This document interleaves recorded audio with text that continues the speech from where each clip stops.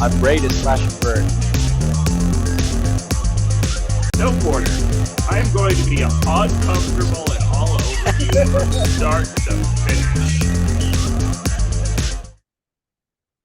Hello, everyone, and welcome to another episode of Outside of the Box. And I've been looking forward to this for a while, but today I am joined by Battlebots co-creator Greg Munson to talk about the upcoming Season 7 of Battlebots. Hi, Christine. How are you? I'm great. How are you? I am great as well. Thanks for having me on the podcast. I appreciate it. Absolutely. I feel like I just saw you at the filming for BattleBots just a couple of months ago, and it's so exciting for it to be coming out and getting to see how everything unfolds. I remember it being very hectic. I was like, yeah, okay, wait, I can show you the box. Here, check it out. I got to run. See you later. Yes, exactly. I'm sure, when filming is going on, there's a lot of places that you need to be. It can be, it's fun, but there's lots of challenges that pop up throughout the entire production that you have to run around and fix stuff and help people fix stuff and just get it done because we're on a time crunch. Yes. I'm curious, before we, get into kind of talking about some of the things from the new season, when I look back, because I've been a fan of BattleBots since the very beginning, back in the days when it was on Comedy Central. When you started this, did you ever envision 20 plus years ago that you'd be here in 2023 about to launch a new season of BattleBots? No, it's weird. So yeah, we're on in the late 90s, early 2000s on Comedy Central. We did like a pay-per-view before that. And then it died in 2002. And we were trying. Trey and I were pitching the show. I mean, every network, you name it. We pitched it probably twice, maybe three times with different A-list or A-minus lists, showrunner type people. And it wasn't getting picked up. And I'll never forget what, we never had an agent, but for a brief period, we did have an agent at, I forget which one it was, WME or CAA or one of those ones.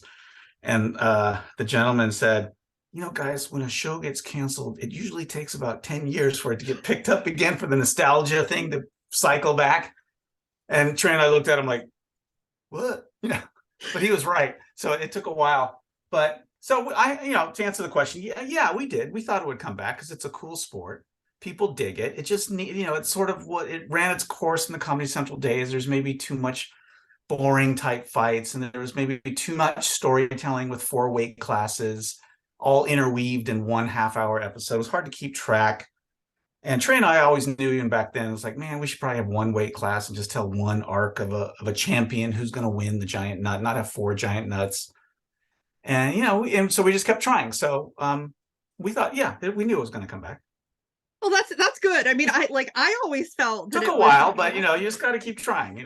Yeah, I mean, and I honestly, I feel like today, and maybe it's because, I'm more involved in it than some other people, but I feel like interest in combat robotics in general is higher than I ever remember it being. I mean, I hear about this in the schools and things like that. I mean, my daughter's school just started a first Lego program. So, I mean, these are things that a lot of younger people are getting interested in. And I think that that's great to see.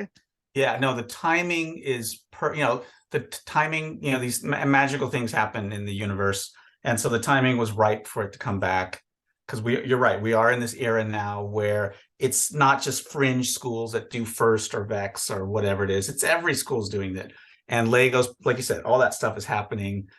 Every parent wants their kid to be in the robotics class. Got to get Jimmy into the robotics class.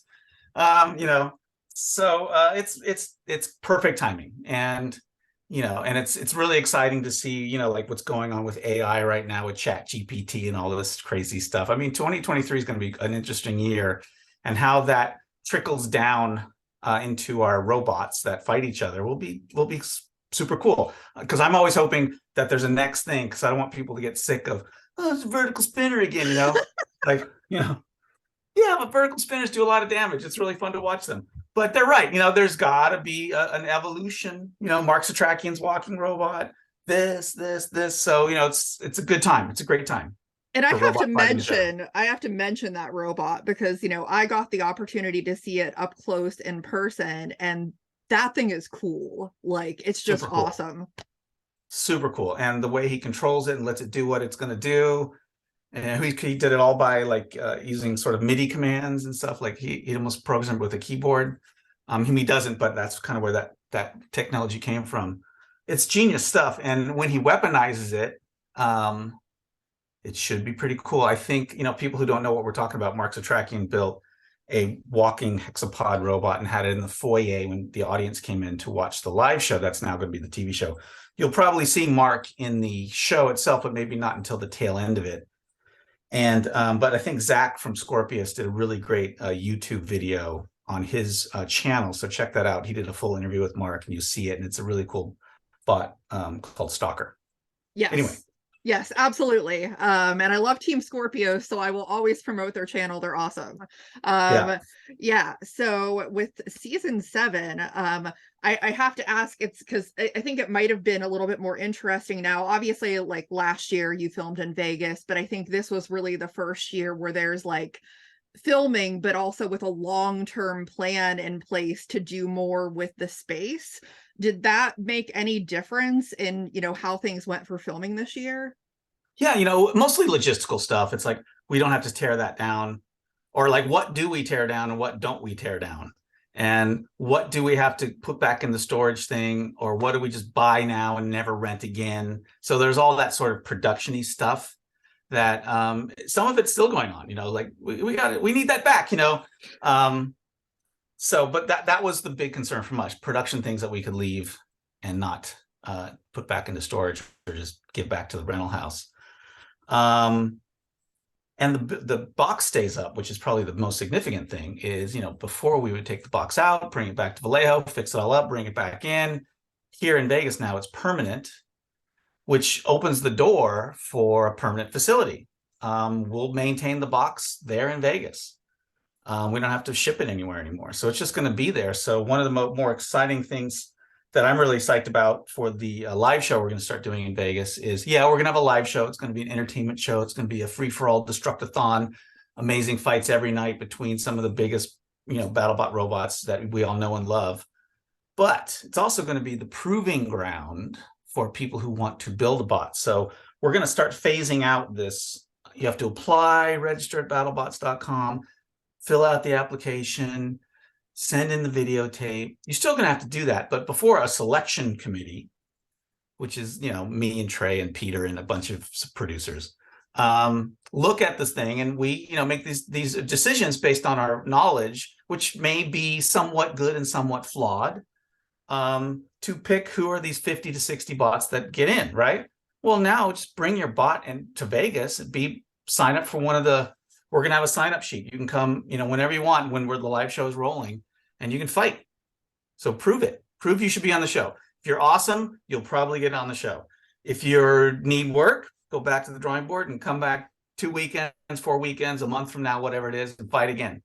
Keep trying, and the veteran bots also can work on new weapon types that they're not quite sure of, new things they want to do because of the floor. You know, want to try a new wedge system. I want to try a new magnet system. Come to Destructathon. The box is set up. Come work out your kinks, entertain a crowd, and that'll make the World Championship that much better for World Championship 8 when we film that next year. So It's just hoping to get it by having the permanent facility. The hope is the sport just keeps getting better and better and better because people can come all the time and practice. Practice makes perfect.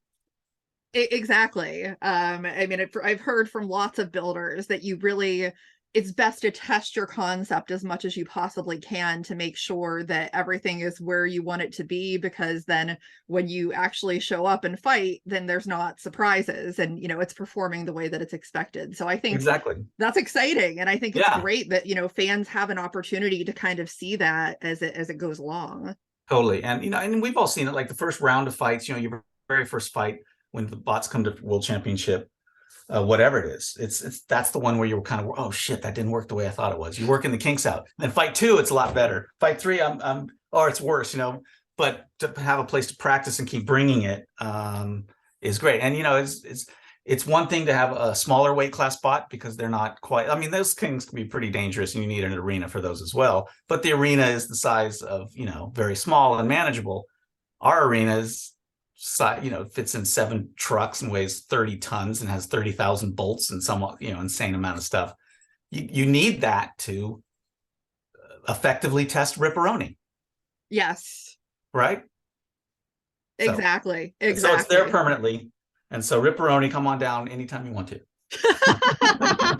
I'm sure that we'd all be excited for that. Yes. So yeah, and one thing that I wanted to mention about season 7, which was, to me, obviously I hadn't been at filming before, but I mean, just seeing it live and what people will see on TV that's been different is the ability this year to have dropped at least some of the restrictions that have been in place due to COVID. People were able to show up. They didn't have to wear masks if they didn't want to. I noticed that there was more, like, the judges could sit more closely together. There weren't the barriers and things like that. So how was that Huge. to be able to do that? Such a relief. So, and great for the sport itself. First of all, just a relief to not have to wear 2 masks 16 hours a day, and not really be able to interact with folks. Like, I was restricted to going up into the pit for 2020, 2021. Peter Abramson had to wear like a little hazmat suit when he went up there. Kristen Kenny couldn't go in there at all because the SAG rules say, nope, can't, they're a different group. You're the A group. But a lot of those rules relaxed because the pandemic is starting to be manageable, and, people have been vaccinated, yada, yada, yada. So it's great. But better for the sport, because without that barrier, the 2 refs can communicate a lot better. So there's not these confusing situations that happen, like for instance, Minotaur versus Witch Doctor. The judges can sit together, and our rules allow the judges to have a little powwow after the fight and say, they don't try to influence each other, of course, but they say, was Malice's weapon still working? Was so-and-so's thing still spinning? Yeah, I totally saw it. Greg, can you give us a replay? Yeah, sure. Truck, can you show a replay to the judges? It's so much easier now that everyone is sitting together and can be in the same vicinity, and the audience doesn't have to wear a mask. So all that stuff was great. Still, I got COVID this time, though. Yeah, it wasn't bad. I got vaccinated right before, so my symptoms were very, very, very, very mild. Yeah, maybe it was just like the potency was on point there. It's one of those things, like, you can do all the protections that you can, but sometimes you just can't avoid it. I mean, I know that there were some builders that also ran into that situation, so it's it happens. The world is different. I mean, I was just, it's the holidays, we're traveling, and, at the airports, it's no one's wearing masks anymore. It's back to the way it was. And some of us are going to get COVID in this world, but the good news is it's a lot more manageable nowadays. Yes, that is very true. Something else different for season 7, a few, personnel changes in terms of having the match steward now. There is an additional referee, as well as now, I know it was, recently announced, Vaughn Davis is now a judge for season 7 as well. So let's kind of talk a little bit about that, because that'll be, different for fans to see. Yeah. So first off, match steward is so there was, there's been judges' decisions. Think what you want about them. A lot of people think we're cheating and it's rigged, and that's not true at all. The reality of it is that the judges have one viewpoint. There's 9 cameras that we all see it from on television. I've been in the middle of, so Pete, me, the match steward, and the judges, Chris and Kenny, all sit in the same thing, and we'll see a match, and we'd be like, oh yeah, that robot won. 100%. And then you watch it on TV and you're like, oh shit, it wasn't that clear, because you're not seeing things from other angles that all the cameras see. So because of that and a few other things, we wanted to give the teams an ability to an appeal and a judge's decision. So if they feel like, you blew it, judges, you didn't get it right, I should have won that fight, you didn't see this, you didn't do that, my thing was still spinning, whatever it is, right? They can appeal. And so if they're going to do that, I don't want them appealing to me, right? Because I'm a co-founder. It's got to be like, we got to think of it like a F1, right? So F1 has these, whatever they're called, stewards. We thought, let's make a match steward. And they'll go to appeal to the match steward. The match steward will interact with the judges, explain the argument, and some things will be overturned and some things won't. And I will tell you, we probably had, I'm going to get this wrong, but I think about 5 appeals, around 5. And there was a few, there was maybe a couple that were, well, maybe I shouldn't say. You'll see it on the show. Yes, but the it's teams were interesting very that- happy. The teams were very happy to know that they have an out. If I think I got screwed, I can now make an appeal. So that's important because we want the teams to feel like everything is fair. We're doing the best we can.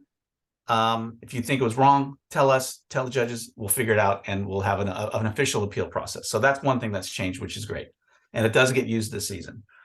The second thing is, which I love, but was terrified about, but my fears were unwarranted, is that this thing about crab walking. At a certain point, if the crab walking is not doing anything and the match is going nowhere, the judges in the past could call a KO, right? That's gone. You basically have to be dead or not moving at all. Or if you're a shell spinner, you're spinner spinning, but you're not moving the actual bot. It's like if there's no movement, can then the refs call you out. So again, that's very, very, very easy, much easier for a referee to execute than this more judgmental gray area of what is controlled movement. So we basically got rid of the word control. That's out the window. It's not controlled movement, it's just movement. So worked great, worked really good. I think fans will be much happier with the KO calls this time. The thing I was terrified about is that what happens if 2 are crab walking for 3 minutes and they don't touch each other, and it's just like, most boring fight ever. So we made a second rule, a corollary to that rule, that says if the match is going nowhere because they're not engaging, the refs can warn the 2 teams, say, we're going to count you both out, and it's going to go to the judges unless someone starts whacking into someone else. And we barely had to use that. So it really was, the builders did it like fight to the death style. And Marco was the one from Minotaur who was the one who encouraged us to do this. I was on many Zooms with him in the off season because he was sort of, he had a big problem with that witch doctor fight from last season. He said, Greg, you have to do this. You should do it like this, the way we do it in Brazil. Trust me, it's going to be great. So we had many Zooms with him. We had many Zooms with Adam Wrigley, who sort of was appointed by the builders to be sort of a leader of the builders group, to tell us, kind of be a liaison for them, representative, to work with us on the rules. So between Marco and Adam and our match steward, Mike Jeffries, and then our normal team of people who work on the rules, which is me and Pete, Trey, of course, and our head of safety, Luke, we worked out a much better rule set for this season. And I think the builders were happy. I think it worked out really good. Yeah. So we'll see how it goes. We'll see how it goes when the show airs. Exactly. There'll be people who are be pissed off. There always are. Yeah, that's true. You're not going to make every single person happy. But I was a very big fan of those particular rule changes. I mean, I think that, you don't want to see matches go kind of the way some of them did last season and then have the fan reaction kind of be what it was. It's just wipe it all out and don't even allow that possibility. Exactly right. And, I'll tell, like, when these appeals happen, it was really interesting. The judges call for replays and they want to see it from all the different camera angles. And like I said, sometimes we'll see what happens, But, imagine if Jake had that last season with Tantrum. I mean, they could replay the fight and they could have been proven that, oh, no, Tantrum really won it. He took out bits of your weapon and he had more damage than you did, or the opposite, But now we have that rule in place, and I think it's a good thing, and we'll just continue doing that. And we're always going to be improving it. There's going to be something. There was one thing that did happen this season. We'll see if people get mad about it or not. It was one thing. But every time these things happen, Mike Jeffries and I looked at each other and we're like, write it down. We're going to put that in next year's rules. So we're constantly evolving the rules to make this as fair and as just as a sport as we can. Yeah, definitely. Yeah. And I'm actually curious from my perspective about something, because it's so interesting when, before anything even happened with filming for the new season, I'd been looking at different people to interview and, looking at past judges that you've had, the celebrity judges. And, Fawn was one that had come up in my mind because I have such respect for his work in special effects. And I just like think he's amazing. So before the new season even filmed, I had, reached out to him to try and set up an interview, which, eventually we'll do that. But then I, came to filming and I was like, oh, he's a judge. And so I'm curious, like, what specifically was it about Fawn that made you decide to call him back as a judge? I mean, like, it was real simple. We always wanted Fawn back. Fawn is our guy. And then there was some things during I forget the years, 1999, 2019 to 20, that whole pre-COVID and COVID right. time, where I forget what the reasons why, but he just couldn't do the show. And then he can do the show for the 2022. And so Jason gracefully bowed out. Jason was the guy we replaced Fawn with. So when Fawn said, I can come back, guys, let's get back in. Had a chat with Jason, no one should think that Jason is gone because he's somehow responsible for the bulk of these controversial decisions. That's 100% not true at all. There's 3 judges. They see it like they do it. And you'll see in these skews, sometimes Lisa's, the controversial one, sometimes Derek's the controversial one, sometimes, Jason. So nothing to do with that. It's just because he was the last guy in to replace Fawn. Fawn wants to come back. Jason, but yeah, and so he did. Yeah. So Fawn's back. Which is awesome. He's a great guy, and I'm excited to kind of see that play out in the season, because even just being there at filming, we're not seeing the TV end of it with the judging. So I'm just, we'll all see how that goes. We shall, yeah. Yeah. Now what can we talk about for the new season, as far as obviously the new episode is coming up in a couple of days. So that's exciting. I think the fight card, at least for the first episode, has been put out. So it's been put out. Well, okay, a couple of exciting things. We've always had this thing where, we're going to get this many episodes so we can fit this many robots, which means they all get 2 fights. Oh, we get more episodes this time so we can have 3 fights. But the math doesn't quite work out because we got to bring so-and-so back. And now some are going to get 2, some are going to get 3. And we'll figure out who gets in the top 32.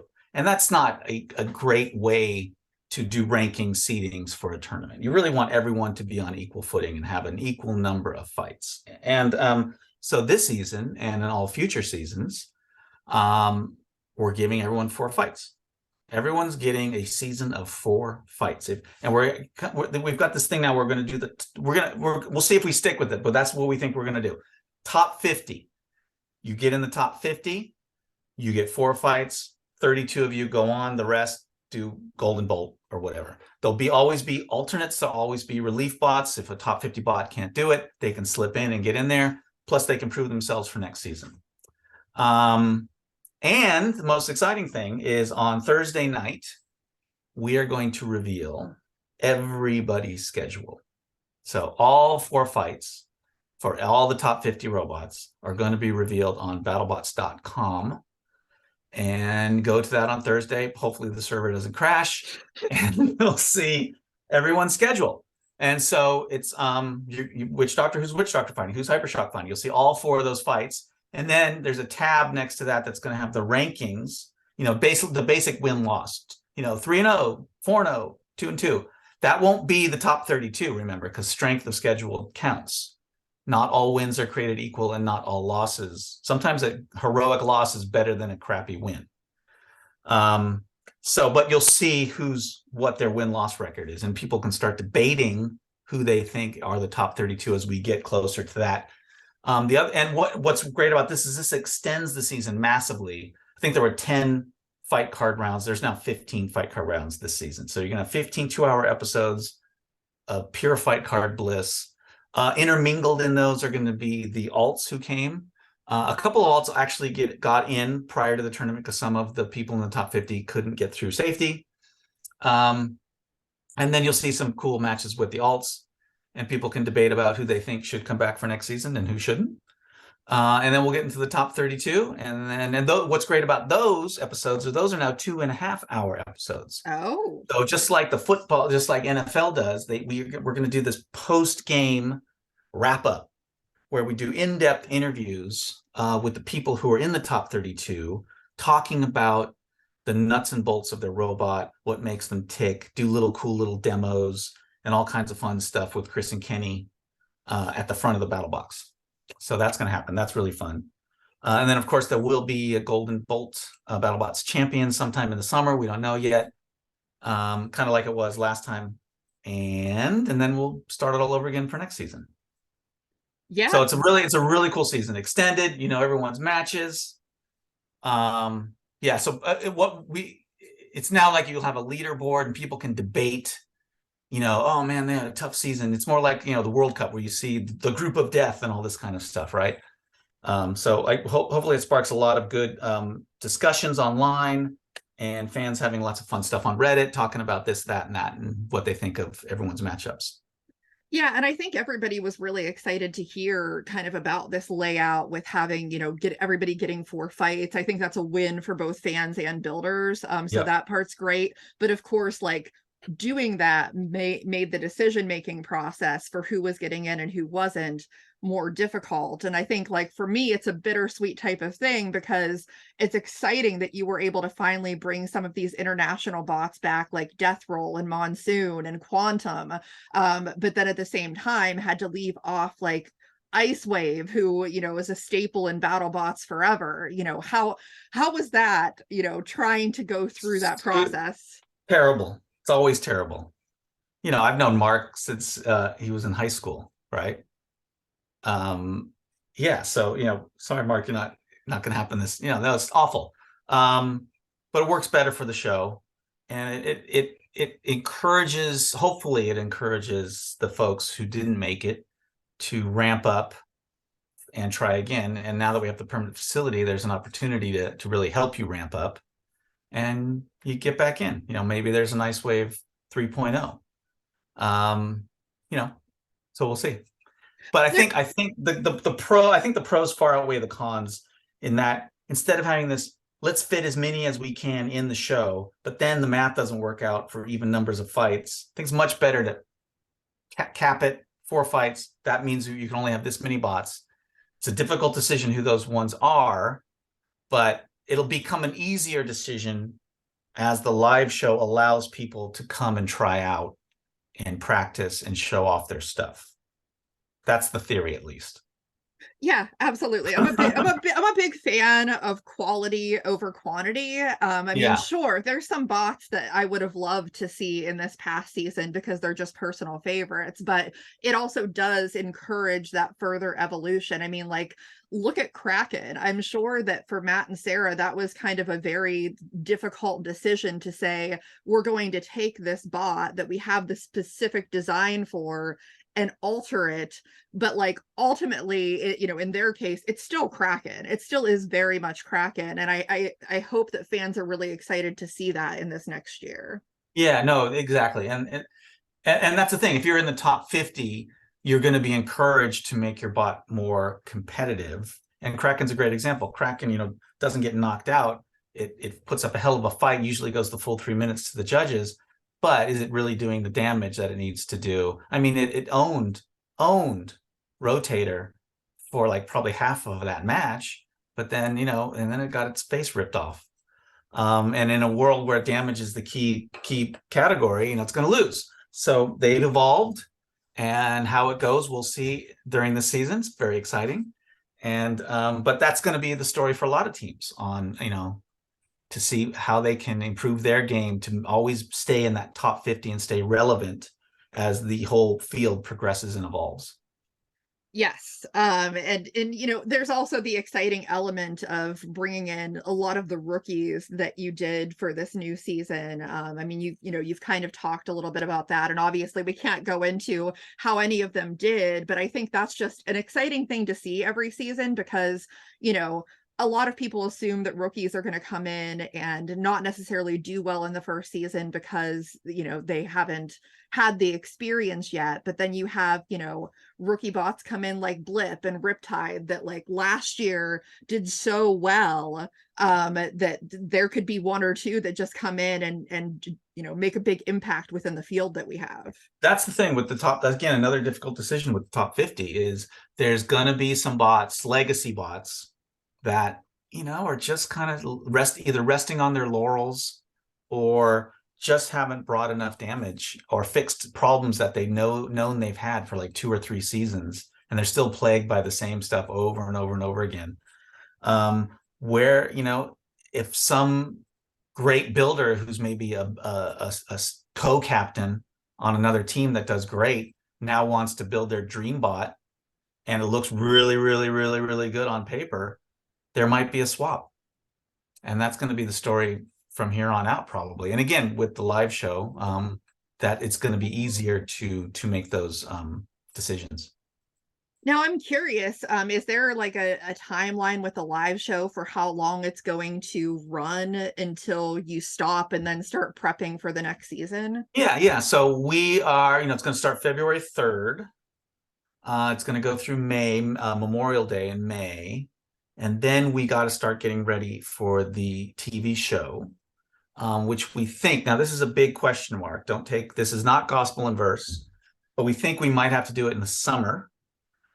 We'd much rather do it in the fall because the weather is so much cooler and the summer is terrible. Everyone hates it. But thank God for air conditioning. But F1 is coming to town and they're our neighbor. They're like, hi, F1. Hi, how's it going? Verstappen, Hamilton, how's it going, guys? They're right across the street. So, you know, and they're going to probably tear up the street. Koval, where our building is like the paddock, and it's one of the major turns in the whole deal. They're going to repave that. How do we get an audience in and everyone in when they're tearing up that street, getting ready for November's big race, when we would love to do our show in October? I think that's going to be F1 pre-production nightmare.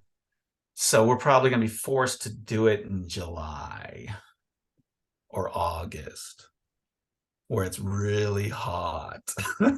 Everyone better bring their portable fans. Yes. So, but that's just the way it has to be. So again, we don't know if that's true or not yet, but that's kind of the way it's feeling, spider senses, and what we're hearing from the talk on the ground in Vegas. But we'll just do what we have to do. Yeah, you have to adapt with what you've got to work with. Yeah, so that will then, you know, we'll shoot that we'll have a prep period, shoot it for 2 weeks, tear it down what we need to tear down, hopefully not a lot because we're set up for the live show, and then start the live show up again. And we just hope the live show runs forever, like Cirque du Soleil or Blue Man Group or Penn and Teller or any of those things. We just hope it's a thing that people can come to Vegas and see all the time. Yeah. Yeah. And let's be clear. I mean, the live show is fun. It's Destructathon. It's watching your favorite robots beat the crap out of each other. There's no stakes. There's no giant nut. We might play around with a tournament format or just a fight card format or a King of the Hill format. We're going to goof around with it to see what audiences like best. But, you know, it's not like these things are ranked and we're keeping track of all the stuff. We're going to keep track of the stats, of course. We want to know who's winning and losing. But the world champion is going to be the world championship. That's the giant nut. That's the true, you know, big sport. Destructathon is fun. It's fires, sparks, and smash, crash, get your jollies watching robots beat the crap out of each other. And we've engaged 12 of the top builders from our current, season, and even some from back in the Comedy Central era. So we're going to reboot some of the old bots from beloved bots from the Comedy Central era and beloved bots from this era, and then even bring some new ones in, a handful of new ones.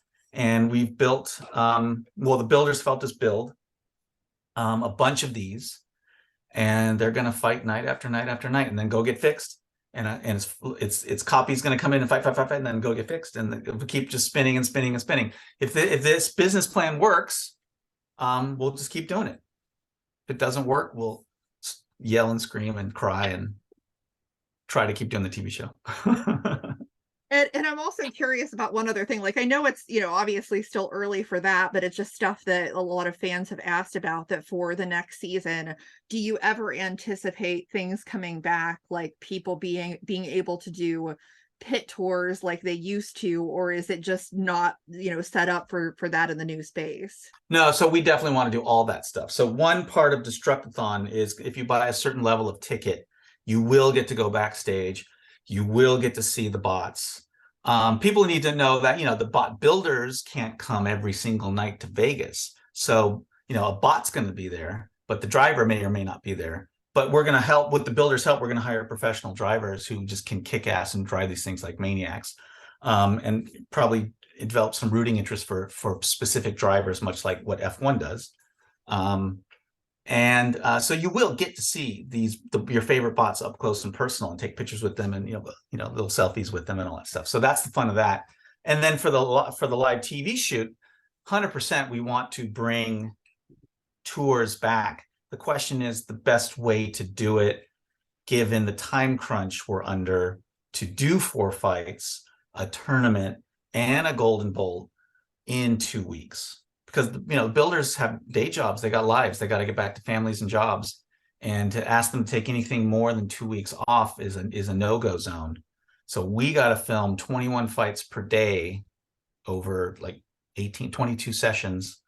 So it's a marathon. It's a go, go, go, go, go. So it's hard to squeeze in enough time. So, one thing we've been toying with, and we're kind of stealing this idea from Monster Trucks, is maybe, we have dark days where the builders fix. Maybe on those dark days, we sell a cheaper ticket where families can come and either tour the pit, or we set up areas outside where the bot builders who may not have massive amounts of repairs can just set up and say hi. And people can go say hi. That's Monster Truck does that. They set up the Monster Trucks in a little zone and people can go get autographs and stuff. And we did a lot of that this season. The builders would just go out into the crowd on their own and just say hi to people. And they'd even wheel the robot out there and they would do that. We'll just try to find a more structured way to do that next season for sure. Yeah. And I mean, I can definitely say from having been there, the builders were extremely generous with their time and meeting with fans and things like that. And I could definitely see logistically having, a lot of fans back in the pit area while filming was going on. Like, it was chaotic back there. And, even being back there as press, like there were some people that I was just like, they look really busy. I'm not going to approach them right now because they look like they're in the zone. It's tough, right? And the builders adore the fans and they want to hang out, and the fans love the builders. And so they want to ask a million questions, especially when it's, a 7-year-old kid asking you all kinds of, here's a little mini genius engineer to be, is asking you, you don't want to ignore that kid, but you might have a match in like the next session. So, and then there's all kinds of stuff with the TV show and clearances and there's just, so it's better probably to structure it on a dark day. That's at least the thinking right now. Yeah. No, I would agree. I think that would work out the best as far as, not causing any chaos. We'll figure it out. Yeah. Yeah. Awesome. But we want to do it because the fans love it and the builders love it and we love it. And it's fun. Yes. It kind of helps, build that community further, which is, what I've seen. The relationship between the fans and the builders is great. And a big reason why, I wanted to kind of do this show in the first place, because people love to hear from their favorite teams and, hear what's going on with them. Exactly. Yeah. Awesome. Is there anything else for season 7 that you can talk about before? Yeah. Yes. Yeah. So I forgot almost. Okay, so the premiere is Thursday, 8 p.m. Eastern time on Discovery. It'll stream on Discovery Plus. They usually make that go on at midnight so you can watch it before. But don't do any spoilers online until after the West Coast airs it, please. People should definitely check their guides because sometimes the West Coast airs at 5 p.m. because it's getting an East Coast feed at 8. And sometimes they do 2 because they get the 5 and then they do it again at 8. So it's really confusing. So look at your guide. And we're calling it World Championship 7. We're adopting the Super Bowl Roman numeral model now because we shot the thing in 2022 and it's now 2023. So we can't say it's the 2022 season. It's too confusing. Not calling it season 7 either. We're calling it World Championship 7. And that's what we're going to do from now on. Discovery's going to repeat a lot of old shows before and after, probably to maximize their ad revenue for Thursday night, which we want them to do because that helps them keep the show on the air. But don't get confused. Look for World Championship 7. Look for the shelf. The shelf is back. Hate it or love it, but it's in the back there, and it now has stripes on it. So if you see a stripy shelf, it's the new season. But what I was trying to get to after all that stuff is that after the premiere on Thursday, there's going to be a third hour called Battlebots Nastiest Knockouts. And we're going to count down the top 10 knockouts of all time. And I love this show. It's so much fun because the builders, usually on the show, you hear a lot from Chris and Kenny, and you see a little behind the scenes from the builders. And we're going to do more behind the scenes this season, too. There's going to be a lot more stuff from the test box, a lot more stuff like, oh, shit, that went wrong. Let's fix it. You'll see a lot more of that this season. But pretty much the whole show of Nastiest Knockouts is builders recapping what it was like to either get knocked out or to knock out that opponent, and what other builders thought, oh my God, I couldn't believe they did that. It's really a fun show. And if you're a fan and love the builders, you're going to love the show, because you really get to hear from them firsthand and the sense of humor they put into it. And it's a great show. That'll be right after the 2-hour premiere on Thursday. Then we're doing another one, BattleBots Most Outrageous Moments. I think that's going to be after episode 4 or 5 in a couple weeks down the line. So look out for that one too. I feel like a certain situation with a present on a robot might be in that outrageous moments. Maybe. I love that. That was so funny because Trey and I have seen it all, right? And this big gift is up there on Complete Control, and we know Derek, and it's just like, and I look at Trey and I go, what is it? And it's like, I'm assuming it's been safety inspected because we have our team of safety inspectors back there. So, okay, and then of course it's glitter and like, oh, that man, did you have to do that? And, but the network kind of thought like, what the hell is going on? Do these guys know what they're doing? It was an interesting situation that day, but a lot of fun. Yes. I'm definitely excited. It sounds like there is, obviously, like, I know season 7 is going to be amazing. And there's a lot of amazing content, it sounds like, going along with that, which is a lot of what fans have definitely wanted to see more of. So it's going to be a very exciting year. Yeah, no, I think I dare say it's probably one of the best ever. I would agree. Yeah. Without revealing anything, I would agree. So. I think there are some of the most amazing, crazy, what the hell fights ever. There's great stories, triumphant wins, crazy upsets, Not going to say what or who or how or when, but I think people are going to dig it. And it's probably one of the best seasons ever. Yes. So if you are not watching on Thursday, then I don't know what you're doing, because everybody should be watching it. All the streaming shows you can watch later. You just have to appointment TV. You got to be there. Yeah. Exactly. Well, yeah, I'm super excited to see how it all plays out on the show. But I'm so thankful to have had you on to talk about this. And fans keep saying, what you want to see more of, because, like, I'm sure Greg wants to hear it, and we'll keep trying to bring more of it. I'm glad you mentioned that, because I think more than any, I'd like to pat ourselves on the back, because I think more than any show on TV, and I really think this, we listen to the fans. We are simpatico with our fan group more than any show on TV. I answer every email. I'm the guy who runs the social media account. Trey gets all the phone calls when they call the number. Don't spam me. Don't call Trey. No. But and when people are at the show, there's dudes who are on Reddit every second of the day. They're sitting behind me. They go, Greg, we chat, we debate about fights, and the builders do the same thing. This is a really, really tight and cool community, and my goal is to keep it that way. Never get too big for our britches and start ignoring. excuse me, where's my Grey Poupon? You know, none of that. You know, just keep the sport, keep it real, keep it cool.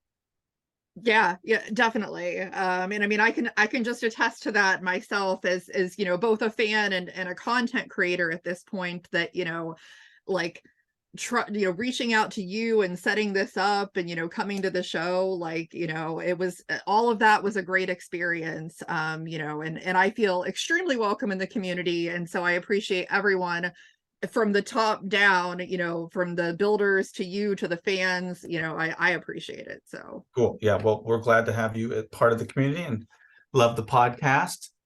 John was on, referee John. He said, "Oh, this is really great. You go check it out." yes, I love referee John. Yeah, so he's great. You know, I've had the judges on. It's a fun time. I enjoy talking to everybody and hearing everybody's perspectives on this. So yeah, well, we'll try to maybe, you know, at some point get Trey on, and maybe Aaron, the showrunner, get Pete on, you know, see what happens. yeah, absolutely. Well, definitely, you know, for everybody watching, please make sure that you continue to like and subscribe, comment, you know, all of that good stuff. And we'll plan to have lots of good episodes in 2023 for sure. Oh yeah, it's gonna be a wild, fun season, and long, and it's like a real sport. It's super extended, so hopefully fans are gonna love that. And there'll be more in the summer with the Golden Bolt. And then if you want to come to Vegas and see some robots beat the crap out of each other, come to Destructathon. Yes, highly recommend. Go to Vegas. It's awesome. It's not like anything. If you think you know what the experience is of going to Battlebots, you don't know until you've done it. So. No, you do not. I mean, you don't know the scale. You don't know how big they are. You don't know the smell. You don't know the real sound of, like, bam, smash, the whole arena. You know, this giant superstructure, how ginormous the arena is. You're right. It's a unique experience that you can only see live. The television captures about 83% of what it really is.